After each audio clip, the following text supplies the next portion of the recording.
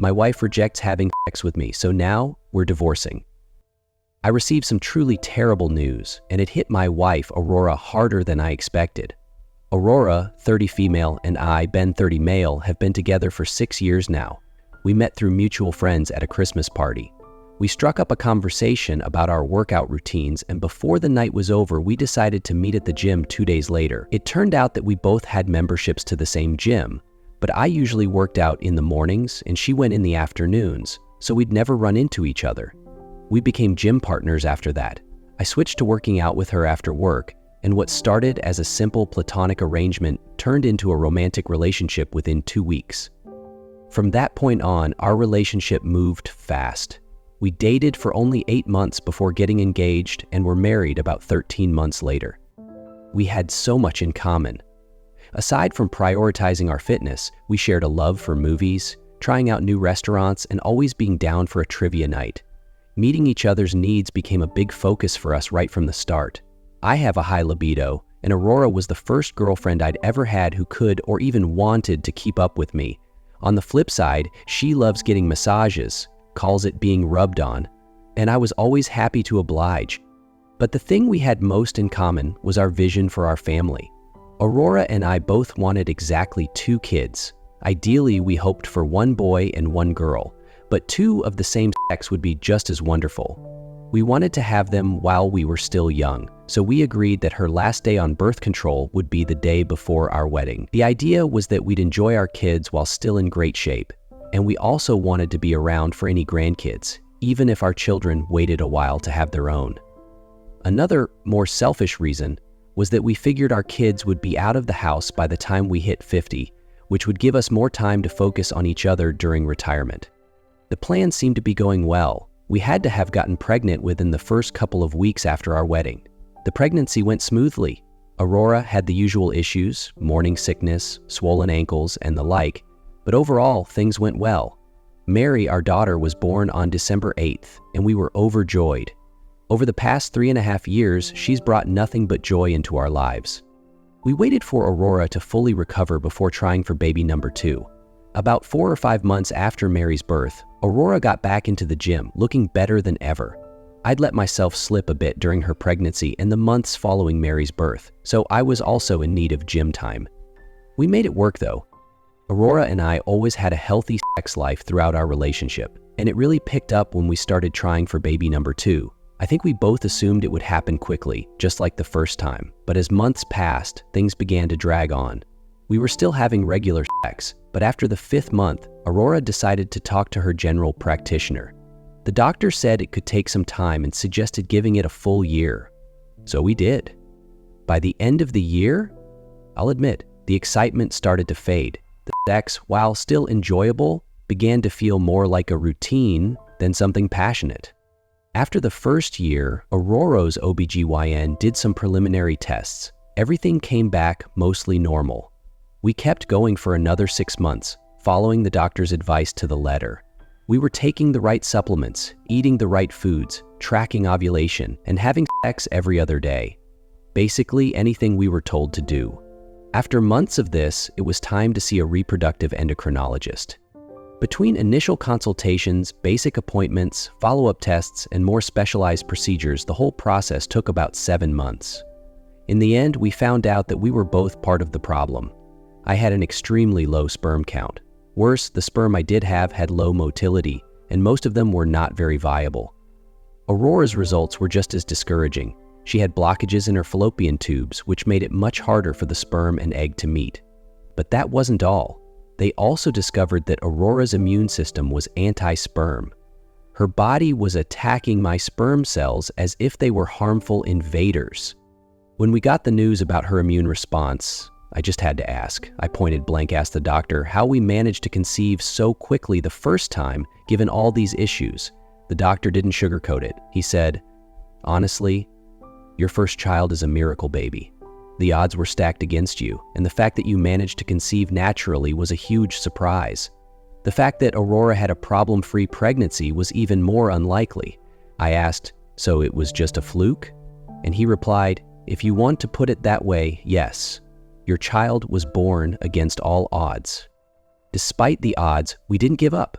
Our main option was intrauterine insemination, IUI. We did 4 rounds of that, but between the cost of the procedures and the trigger shot, which wasn't covered by insurance, the total came out to $700 per round. After 4 rounds with no success, we were running out of money. We didn't have much savings and our families weren't in a position to help. The only real option left was IVF, but that process would cost more than $20, okay? It would take us forever to save that much money, considering we both work regular jobs and already have 1 child. Our families are no better off, they just don't have that kind of money to send our way. I suggested that we start saving for it, but Aurora seemed defeated. She's been struggling with the idea that maybe our dream of having another child isn't meant to be. I know she didn't want to have kids after turning 30, and when she did turn 30, she flat out said, "You have to get me pregnant this year." I started putting a little money away each month, but now, with Aurora turning 31 in just 9 days, she's told me to stop wasting my time. She says it's too late and that our dreams are over. We just need to accept that. The past 8 months have been incredibly trying. Aurora hasn't been herself. She's stopped going to the gym, and comfort food has become a regular part of her routine. Our dates have become less frequent. They slowed down after Mary's birth, but we still manage to find alone time a couple of times a month. Now, it's more like once every 6 or 7 weeks. Our sex life has dropped off too. It's still there, but Aurora seems to have a "what's the point" attitude now. I'm doing my best to comfort her, and she still lets me rub on her every night, so at least there's that connection.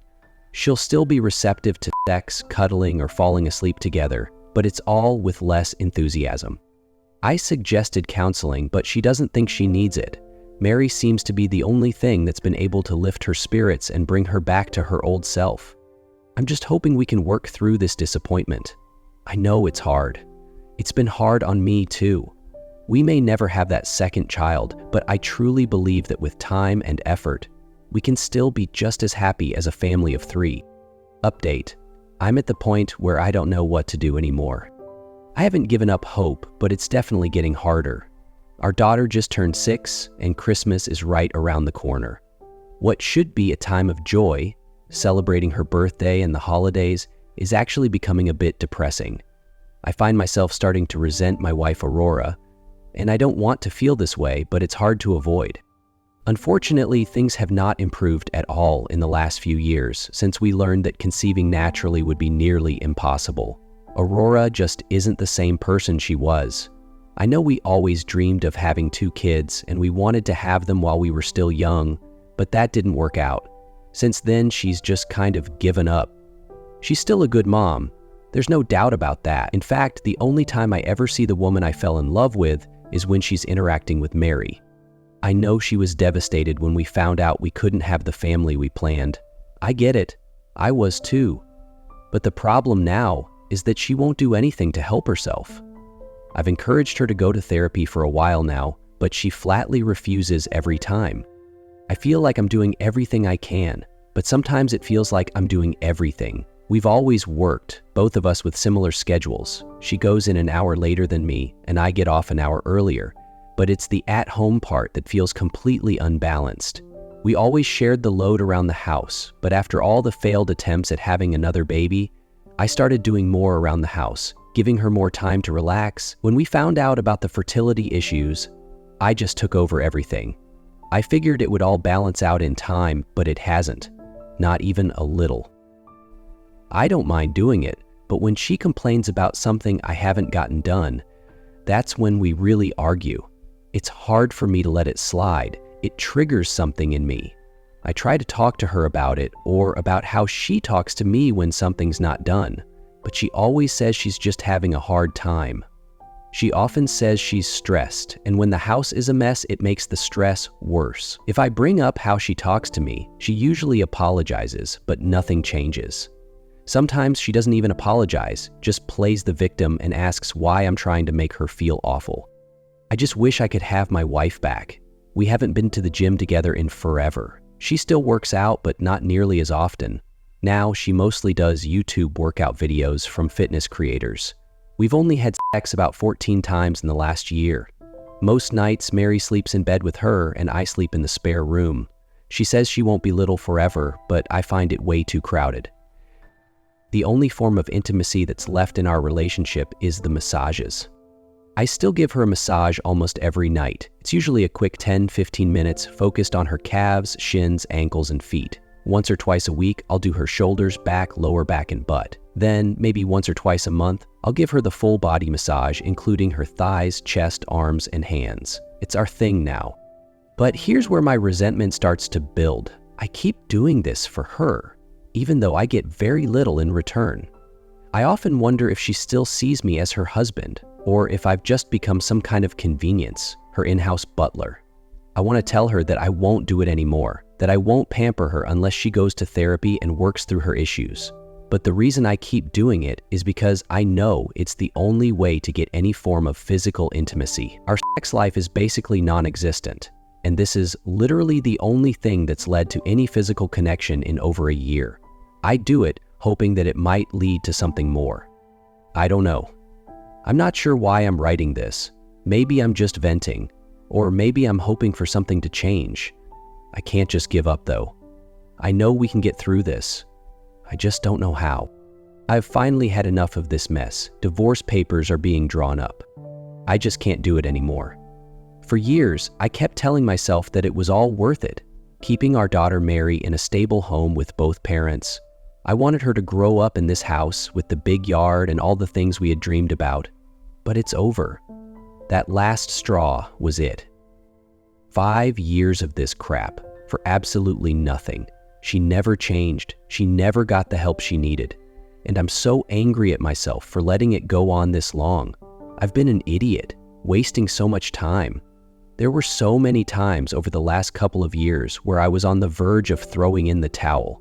Then something would happen, and I'd convince myself that things were going to get better. Mary would get sick, and I'd realize she needs us both. Or Aurora would show some interest in me. Maybe we'd have sex or go out for dinner. And for a moment, I'd think, maybe this is it. Maybe things are finally turning around. What a joke. Every time. I just ended up wasting another few months of my life, hoping for something that would never come.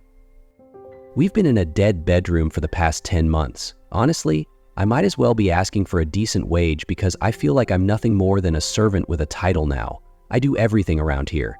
She treats our bedroom like it's a luxury suite, texting me requests and expecting me to serve her. It's embarrassing how easy it is to fall into a routine like that, like it's normal. But it becomes familiar. It becomes the way things are.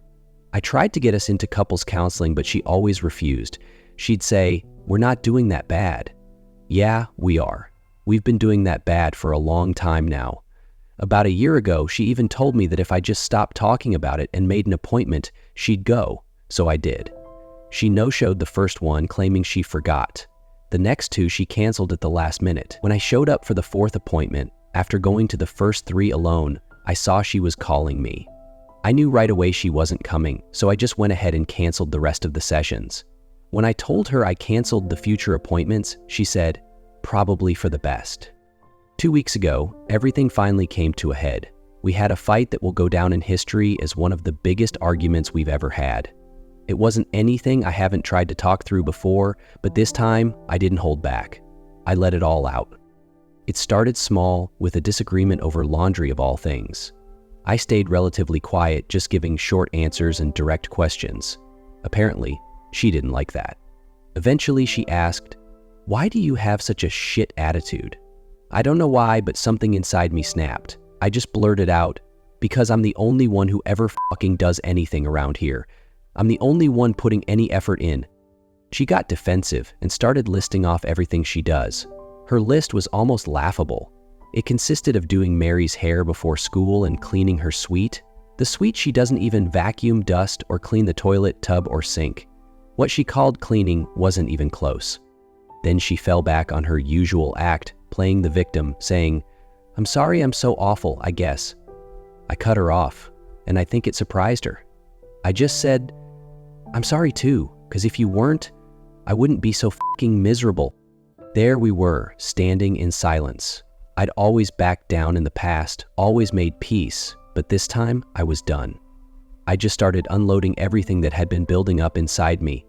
You do absolutely nothing. You treat me like a butler, not a spouse. You show me virtually no affection. I'm fucking tired of it. God, I would never do it, but I totally get why people cheat now. Well, as of today, I'm done. I'm going to take care of myself and Mary, and that's it. With that, I walked out of the room. I was done. She sent me some passive-aggressive texts trying to provoke me into coming back, but I ignored every one of them. The next night, things blew up for good. She acted like nothing had happened, business as usual. That night, I went to talk to her about our plans for Mary's school event. After we settled that, she asked me to rub her down and said, "Make it extra good since you had last night off." I told her, "I'm not rubbing on you. I told you last night that I'm done doing that. I'm not doing anything until you start putting effort into this relationship." She got angry, saying, "What the fuck does that mean?"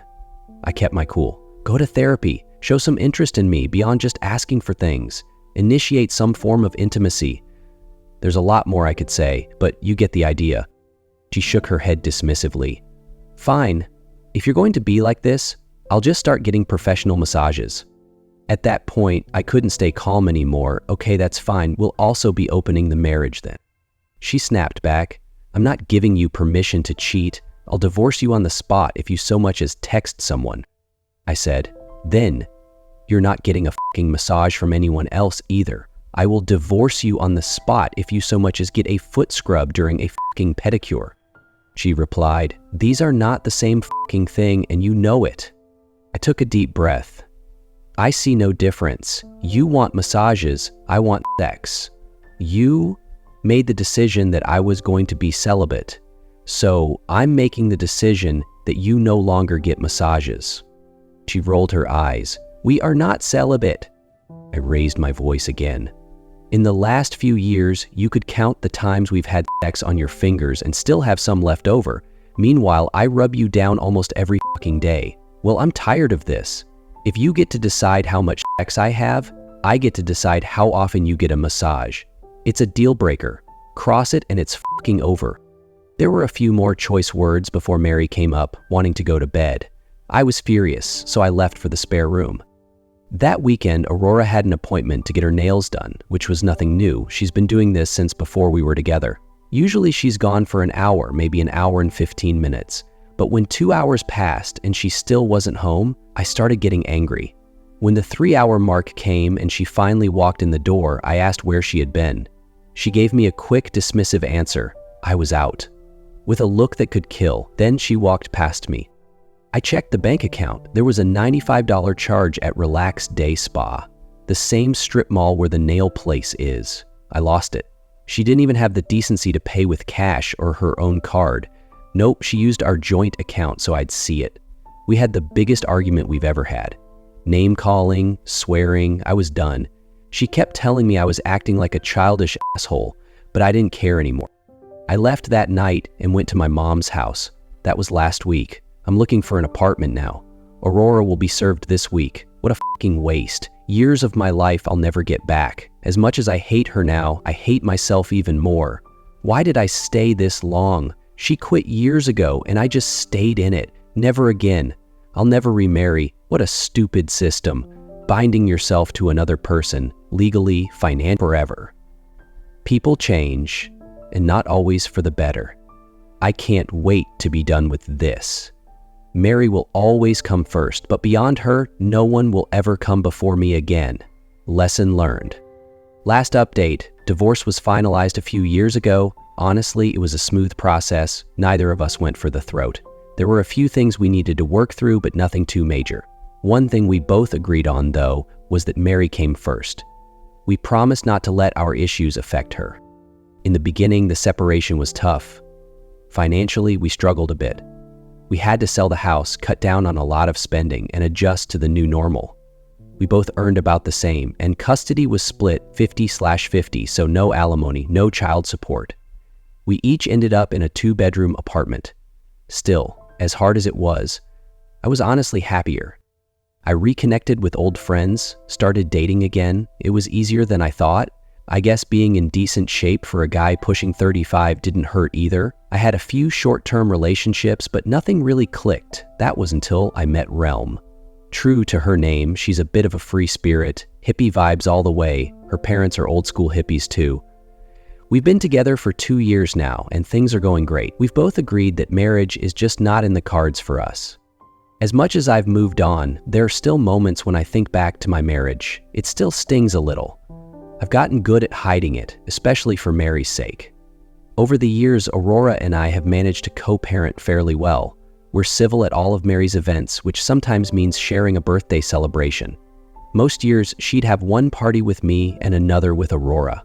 Her 16th birthday was a couple of weeks ago, and she wanted something big, so Aurora and I went in together to make it happen. We stuck with one big celebration, and everything was fine.